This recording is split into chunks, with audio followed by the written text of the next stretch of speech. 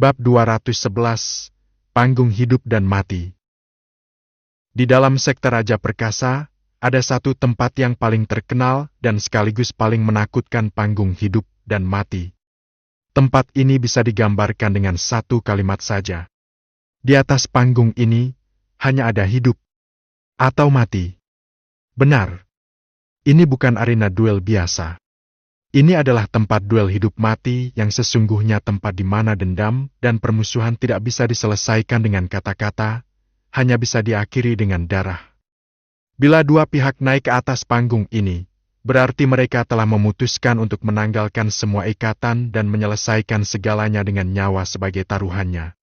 Arena ini bukan untuk duel latihan atau pertarungan ringan. Tak sembarang orang bisa memasukinya, dan begitu masuk, tak ada jalan mundur. Panggung ini dilindungi oleh formasi pelindung kuno dan segel khusus yang hanya bisa dibuka dari dalam. Orang luar, bahkan sesakti apapun, tidak akan mampu membukanya atau ikut campur dalam pertarungan. Dengan kata lain, sampai salah satu dari dua pihak dinyatakan menang atau mati, tidak seorang pun bisa menghentikan pertarungan. Inilah pertarungan yang paling adil. Tanpa intervensi, tanpa pengaruh dari luar. Hanya kekuatan, tekad, dan keberanian yang menentukan segalanya. Tak hanya para murid biasa yang pernah bertarung di sini. Bahkan para tetua tingkat tinggi, tokoh-tokoh kuat dari dalam maupun luar sekte pun pernah menyelesaikan urusan mereka di atas panggung ini. Beberapa kekuatan besar dari luar sekte Raja Perkasa bahkan meminjam tempat ini demi menyelesaikan dendam berdarah yang tak bisa dibawa ke tempat lain. Dalam sejarah panjang panggung hidup mati ini, mungkin nama Wei dan Long Wei belum mencapai puncak legendarisnya. Tapi dalam 1-2 tahun terakhir, tak ada dua nama yang lebih bersinar di kalangan murid muda selain mereka. Pertarungan mereka jelas menyedot perhatian seluruh sekte. Ribuan murid membanjiri arena, bahkan tribun-tribun penonton dipenuhi hingga sesak. Tapi yang paling mengejutkan bukanlah kerumunan murid, melainkan para tokoh besar sekte yang turun langsung untuk menyaksikan. Di antaranya adalah penatua Yan Dongyuan, tokoh senior yang baru saja menerima Wei sebagai muridnya sendiri, serta penatua Qiu Jihua, yang punya hubungan sangat dekat dengan keluarga Long. Kehadiran kedua tokoh ini saja sudah membuat para murid gempar. Namun, mereka bukan satu-satunya tokoh besar yang hadir. Penatua Yuan Hui, ayah dari Wen Bei. Penatua Zai Men, ibu dari Zai Men Yulian. Nyonya Qiu, Long San Feng, istri penatua Qiu.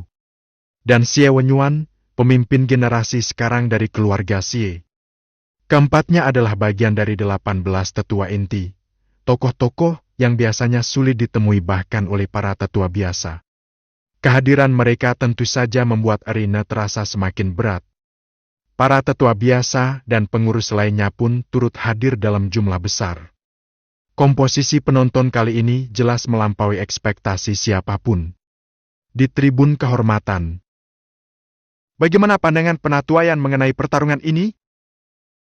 Penatua Qiu duduk tenang di salah satu kursi kehormatan, memandangi arena sebelum menoleh ke samping, bertanya kepada penatua Yan Dongyuan yang duduk di sebelahnya. Namun, nada bicaranya sangat ringan seolah sekadar menanyakan cuaca hari ini. Yan Dongyuan tidak langsung menjawab. Wajahnya terlihat tidak senang. Ia baru saja menerima Wei sebagai murid, namun keluarga Long langsung memancing masalah. Bukankah ini jelas-jelas ingin menyingkirkan Wei? Matanya menatap tajam penatua Qiu. Ini rencanamu, penatua Qiu?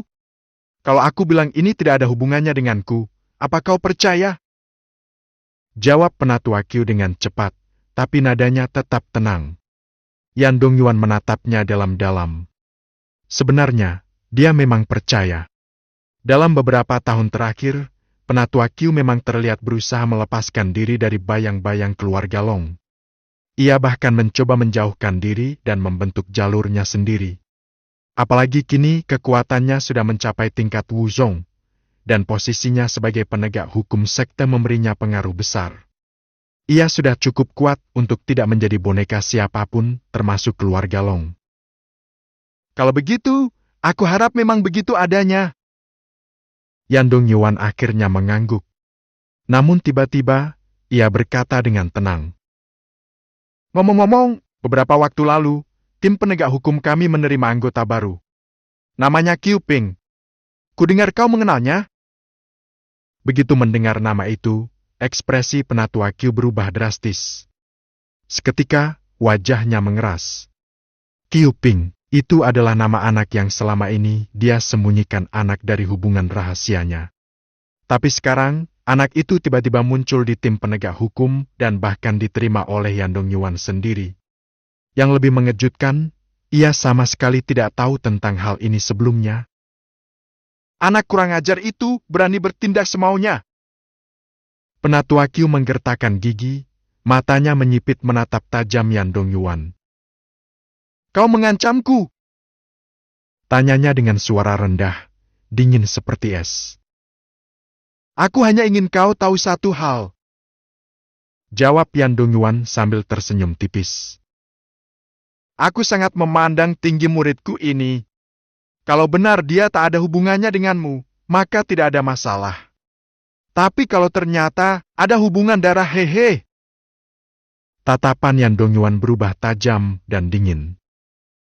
Si tua Long Tianyun itu pikir dia bisa menjebakku, tapi dia tidak tahu kalau aku sudah menyerahkan kasus Long Bufan ke Tuan Xie untuk diurus. Aku ingin melihat bagaimana reaksinya nanti saat ia mengetahuinya. Mendengar itu, mata penatua Qiu menyipit lebih tajam. Dalam hatinya, ia tak bisa menahan umpatan terhadap keluarga Long. Bodoh! Tidak hanya berani memancing amarah penatuayan, tapi juga menyeret dirinya ke dalam masalah. Apalagi jika istrinya tahu soal Qiu Ping, maka hidupnya akan makin berantakan. Dengan suara dingin dan berat, ia berkata, masalah ini sungguh tidak ada hubungannya denganku. Penatua Qiu kembali menegaskan ucapannya dengan nada serius, seolah ingin menutup pembicaraan. Namun, begitu kalimat itu selesai, ia seolah berubah pikiran dan mengangkat alis, bertanya dengan nada penasaran. Tapi, sikapmu kali ini, penatuayan, sepertinya tak seperti dirimu yang biasanya. Yan Dongyuan hanya mendengus dingin, sudut bibirnya melengkung dalam seringai sinis. Hai MPH! Bahkan kelinci pun akan menggigit jika terdesak. Apalagi aku, Yan Dongyuan. Tatapannya berubah tajam seperti pedang yang terhunus. Jika muridku mampu melewati cobaan ini dengan selamat, itu akan menjadi hal yang baik. Tapi jika tidak, maka aku bersumpah, keluarga Long akan membayar harga yang sangat mahal karena telah memancing amarahku. Penatua Qiu tersenyum tipis, lalu berkata pelan. Semoga hal itu tidak sampai terjadi. Namun dalam hati terdalamnya, dia justru berharap hal itu benar-benar terjadi. Akan lebih baik bila si bocah keparat Wei mati di tangan Long Wei. Lalu keluarga Long dan Yan Dongyuan terlibat perang habis-habisan hingga keduanya hancur lebur. Dan akhirnya, dialah yang keluar sebagai pemenang dari reruntuhan itu sang nelayan yang mendapat ikan dari 2 harimau yang bertarung. Itulah skenario terbaik menurut perhitungannya. Kedatangan 2 sosok yang mengguncang arena. Di tengah keramaian yang bergemuruh di alun-alun utama, suasana tiba-tiba berubah. Semua suara riuh seolah diserap oleh udara hening. Kerumunan padat yang memenuhi sekeliling panggung tiba-tiba membelah diri, menciptakan 2 jalur besar. Seruan dan sorak-sorai menggema memecah keheningan, disusul teriakan penuh semangat dari 2 arah berbeda. Keluarga Long dan para murid dari divisi penegak hukum menyambut kedatangan para tokoh utama, Long Wei dan Wei Yi. Mereka muncul secara bersamaan. Long Wei melangkah gagah mengenakan jubah mewah berwarna hitam emas. Sorot matanya tajam dan sombong, dagunya terangkat tinggi, memperlihatkan keangkuhan seorang pemuda yang percaya diri akan kemenangannya. Sedangkan Wei Yi tampil dengan cara yang sangat berbeda. Ia mengenakan jubah putih polos, membawa pedang panjang di tangan kanan, langkahnya tenang dan mantap, tidak tergesa tapi juga tidak lamban. Wajahnya yang tampan memancarkan ketenangan luar biasa, bahkan terselip senyum tipis di bibirnya. Ketenangan dan sikap santainya membuat orang-orang tak sadar mengalihkan pandangan ke arahnya menumbuhkan kesan simpatik. Dua pribadi berbeda. Dua aura yang sama-sama luar biasa. Mereka berdiri di sisi yang berseberangan dari arena, belum melangkah naik, namun tatapan mereka sudah saling terkunci di udara. Dari kejauhan, seolah percikan api beterbangan di antara mata keduanya. Long Wei mengerutkan alis dan mendengus dingin, penuh penghinaan. Wei hanya membalasnya dengan senyuman samar yang hampir tak terlihat, namun menyeratkan makna yang dalam dan penuh percaya diri. Reaksi dari para tetua. Di tribun kehormatan, penatua Simen, seorang wanita elegan berwajah tenang dan anggun, mengangguk pelan saat melihat Wei. "Anak ini memang memiliki keistimewaan," ujarnya lirih. Meski ini adalah kali pertama ia melihat Wei secara langsung, namun nama pemuda itu telah sering ia dengar. Dan sebagian besar dari kabar itu bukan kabar baik. Dialah yang telah menggagalkan rencana perjodohan putrinya Simen Yulian dengan keluarga Yuwen. Dialah juga yang membuat putrinya menangis setelah kalah dalam duel. Bahkan, permusuhan antara Wei dan keluarga Long pun berakar dari konflik awal dengan putrinya, yang kemudian memicu Long Junli untuk mempersulit Wei hingga berakhir pada pertarungan hidup mati ini. Namun anehnya, meski tahu itu semua, penatua Simen tak menyimpan kebencian. Ia bukan wanita picik. Dengan statusnya yang tinggi dan aura bangsawan yang terpancar dari dirinya, ia justru menatap Wei dengan mata penuh pertimbangan dan sedikit kekaguman. Jika saja keluarga Simen atau keluarga Ju memiliki anak laki-laki sehebat ini, ia menghela napas dalam hati. Maka aku tak perlu bersusah payah mengatur perjodohan politik yang rumit itu. Tapi kenyataannya tak seindah harapan. "Hai MPH! Dia cuma terlihat menonjol sekarang saja." Sela Simen Yulian tak tahan melihat ibunya menyanjung musuhnya. "Sebentar lagi di atas arena, dia akan menunjukkan jati dirinya yang lemah, siapa tahu malah mati di tangan Long Wei." Meski begitu, saat mengucapkan kata-kata itu, hatinya terasa aneh. Ia ingin membenci Wei, tapi di dalam lubuk hatinya, ia justru berharap pemuda itu bisa menang. "Aku benar-benar sudah gila," gumamnya lirih sambil menggeleng pelan.